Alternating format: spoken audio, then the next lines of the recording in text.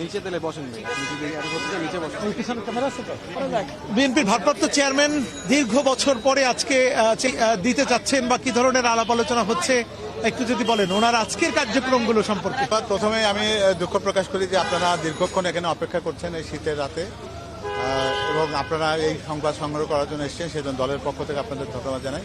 আপনারা সবাই জানেন যে দীর্ঘ 17 বছর পর আমাদের ভারপ্রাপ্ত চেয়ারম্যান মহোদয় দেশে ফিরেছেন, এবং এই প্রথমবারের মতন দলীয় কার্যালয়ের চেয়ারপারসনের যে কার্যালয়টি আছে সেখানে তিনি আনুষ্ঠানিকভাবে তার দাপ্তরিক কার্যক্রম শুরু করেছেন। এর আগে এই অফিসের সাথে উনি ভার্চুয়ালি দীর্ঘদিন ধরে সংযুক্ত আছেন, ফলে এখানকার পরিবেশ সম্পর্কে তার জানা আছে মোটামুটি। তবে তিনি এসে আজকে প্রথমেই তাকে এখানে অভ্যর্থনা জানাই।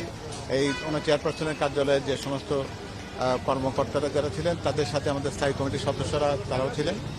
তিনি প্রথমে দোতলায় তার জন্য যে নির্ধারিত কক্ষটি তৈরি করা হয়েছে ভারপ্রাপ্ত চেয়ারম্যানের দাপ্তরিক কার্যালয় হিসাবে, সেখানে তিনি প্রথমে যান এবং ওখানে আমাদের যারা স্থায়ী কমিটির সদস্যরা যারা ছিলেন, ডক্টর খন্দকার মোশাররফ হোসেন থেকে শুরু করে অন্যান্য যারা সিনিয়র যারা নেতৃবৃন্দ ছিলেন তারা উপস্থিত ছিলেন। তাদের সাথে ওনার প্রাথমিক আলোচনা হয় এবং দলের কর্মকাণ্ড এবং এ পর্যন্ত যা গৃহীত যে সমস্ত কর্মসূচিগুলো ছিল সেগুলো সম্পর্কে সেখানে কথা হয়েছে।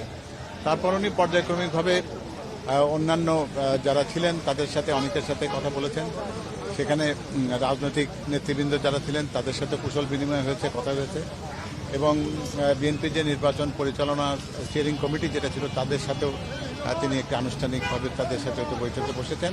এছাড়া তার নিজস্ব কিছু নির্বাচন সংক্রান্ত কিছু কাজ ছিল, যেমন বগুড়া 6 থেকে তিনি নির্বাচন করছেন সদরে, এবং যে আসনটি রয়েছে সেখান থেকে সেখানকার তার মনোনয়নপত্রকে পূর্ণ করা এবং সেখানকার যে নির্দেশনা দেওয়া কীভাবে সেটা সেখানে জমা দেওয়া হবে সে সম্পর্কে নির্দেশনা দিয়েছেন।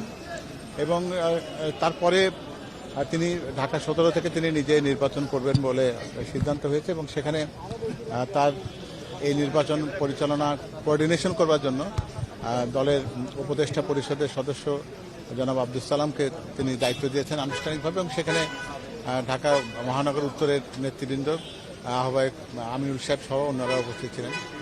এবং তিনি এখনও কাজ করছেন দলের, যেখানে আরও কিছু হয়তো তার কিছু সিদ্ধান্ত নেওয়ার প্রশ্ন আছে, এবং সেখানে কিছু আলোচনা হয়েছে যে তার সফর পরিকল্পনা কেমন হবে আগামী দিনে, সেই সংক্রান্ত ব্যাপারে কাজ হচ্ছে। আর এছাড়া উনি গুরুত্বপূর্ণ কিছু নির্দেশনা দিয়েছেন যেটা সাংগঠনিক, এইরকমই আছে। আচ্ছা, গত 3 দিন উনি ব্যস্ত সময় পার করেছেন, খুব সহসাই কি ঢাকার বাইরে বা অন্য কোনো কর্মসূচি জানা আছে কিনা, বা উনি বলেছেন কিনা যে আগামীকালকে থেকে কোনো জায়গায় সফর করা বা কোনো রাজনৈতিক কর্মসূচি কিভাবে তিনি অংশগ্রহণ করবেন এইসব বিষয়ে? না, তিনি এরকম ব্যাপারে এখন আমাদের সুনির্দিষ্ট কর্মপরিকল্পনা হয়নি, তবে আগাম একটা ধারণা দিতে পারি আপনাদের। তিনি গত জুলাই অভ্যুত্থানে যারা শহীদ হয়েছেন তাদের কবর তিনি জিয়ারত করতে চান, এবং সে কারণে তিনি দেখবেন অন্যান্য সম্ভাব্যতা সব কিছু বিচার বিবেচনা করে সে ব্যাপারে একটা কর্মসূচি নেওয়ার সম্ভাবনা রয়েছে। এর পাশাপাশি আরও কিছু অন্যান্য কার্যক্রম আছে। তিনি হয়তো সংবাদপত্রের সাথে যারা জড়িত আছেন, মিডিয়ার সাথে যারা সংযুক্ত আছেন তাদের সাথে হয়তো আনুষ্ঠানিকভাবে তার একটা মত বিনিময়ের সুযোগ হবে ইনশাআল্লাহ।